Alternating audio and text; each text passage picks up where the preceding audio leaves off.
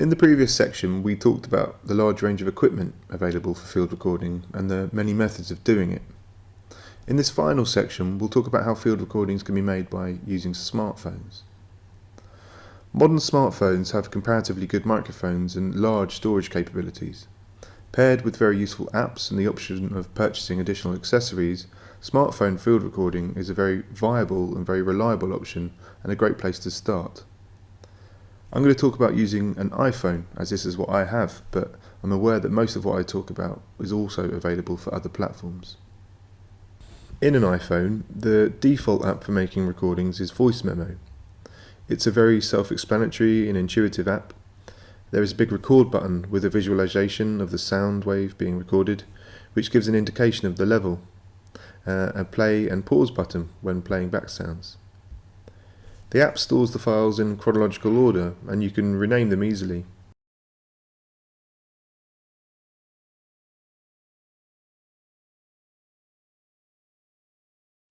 There's a number of other apps which do more or less the same thing, with some additional functionality. Many microphone and recorder manufacturers have created their own app, either as a standalone thing or to be used with their iPhone microphone. I also use Audio Share, as it has an interface which is more suited to field recording, such as the stereo meter here. It has quite a few other features which are really useful, such as using third-party effects and multiple inputs, as well as import and export functionality for moving audio around apps. This is the Shure MV88, which comes in this very compact and robust case. It's a stereo condenser microphone which simply plugs into the lightning port on your phone or iPad.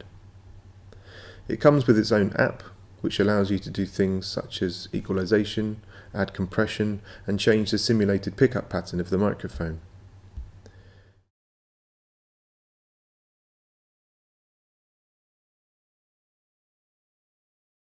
It does create a more clear recording than the iPhone's inbuilt microphone, so it's a great next step up if you find yourself getting into field recording.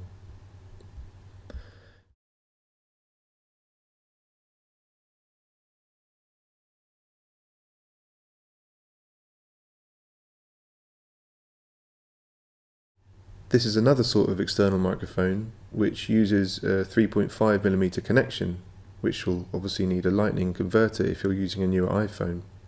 It's called the Rode Lavalier mic, and it's designed to be clipped on your person to record your voice. However, because it's on a long cable, it's a nice way of keeping the microphone on a stand or a mount and the recorder in your pocket. It's discreet and sounds a little better than the iPhone's inbuilt mic. The device I'm using to record this course on is the iRig Pro. It is a preamp essentially which connects to your iPhone and allows you to plug in any conventional microphone via the XLR input. It has a battery so you can provide phantom power to power all sorts of microphones. If you own microphones, then I would recommend getting one of these over a mic built specifically for phones, as it is much more versatile in the long run. As with my previous mic descriptions, your smartphone will pick up interference from wind. There are specific smartphone wind mufflers out there, but you can buy wind muffling fabric online, only for a few pounds. And if you're handy with a needle and thread, you can create your own affordable and very useful wind muffler. As your smartphone's primary use is not as a recorder, you're more likely to get handling noise from having the phone and microphone gripped closely in your hand. To avoid this, you can find a range of stands and grips, most of which are designed for making videos with your phone, but are equally useful in making it comfortable to hold the phone for longer and getting distance between your hand and the phone. I'm using this one to hold my phone whilst recording this video, and you can see it's very useful.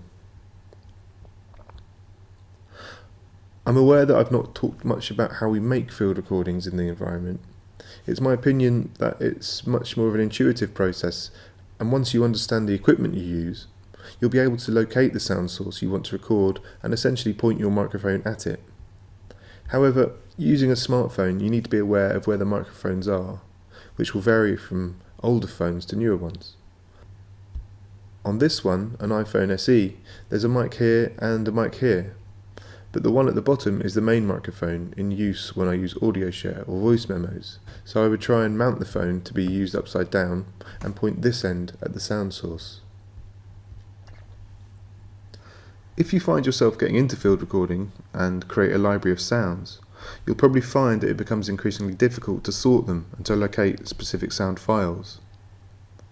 There are some very comprehensive software options for adding metadata to your audio files. That is to include the time, date, location, equipment used, the geotag, recording settings, for example. Whereas this is something for more prolific recordists, I'd highly recommend naming your sound files with its location and a date and a time, if the file doesn't already have that information. When using an iPhone, the files will be stored as MP4s. Other common file types are MP3, WAV, AIF, and OGG files. The audio container or type will have several implications, but very generally the thing to be aware of the most is that they will give an indication of how much audio information has been captured. If you use voice memos, in the app setting you can choose to select lossless recording, which will mean you will record audio files with much more information in them. Another reason for mentioning file formats is that it may not be possible to play back files on some devices. You can keep your files on your smartphone where they're easily shared and uploaded and also backed up with your phone's native backup software, or store them on a computer by doing data transfer. If you want to share them more publicly, then there are several options available. Obviously, SoundCloud and YouTube are possibly the largest platforms for uploading for public consumption, but each have their limitations and costs. A free alternative, which focuses on field recording specifically, is Freesound. It's not as shiny as SoundCloud, but you're able to upload as much audio as you want, including lots of metadata. We've used Freesound for the Greensand sound archive. At the beginning of this short course, I mentioned the use of field recordings in sound design and music, as another reason for wanting to make field recordings. They've been used in ambient and experimental music for decades, and is a technique I use within my sound practice. In the background here you can hear a couple of pieces of mine to give you an idea of what is possible.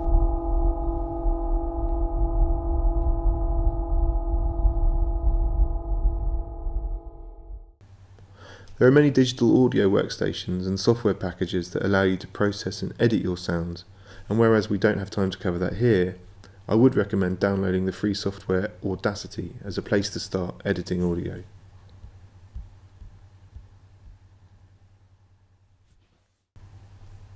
To end this short course, I'd like to just reiterate that field recording should really be about listening and engaging to place. If audio recording is your job, then fair enough, you may get bogged down in the technical side of things. But if not, try and find new ways to listen to Greensand and record its sounds. And if you do, please remember to send us your sounds to be included in the archive. If you'd like to hear the work of some of the world's finest field recordists and artists using field recording, I would recommend checking out Chris Watson, Jan Windren, Jez Riley French, Lawrence English, Francisco Lopez, Hildegard Westerkamp, and Melissa Pons. I've also included a list of books in the video description which I recommend for anyone wanting to learn a bit more about listening practice and theory, artists using field recording, and the art of recording in the field. Now you've learnt the basics, why not go out into Greensand country and make some recordings of your own? We'd really love for you to share them with us via the Greensand Country Sound Archive. Happy listening.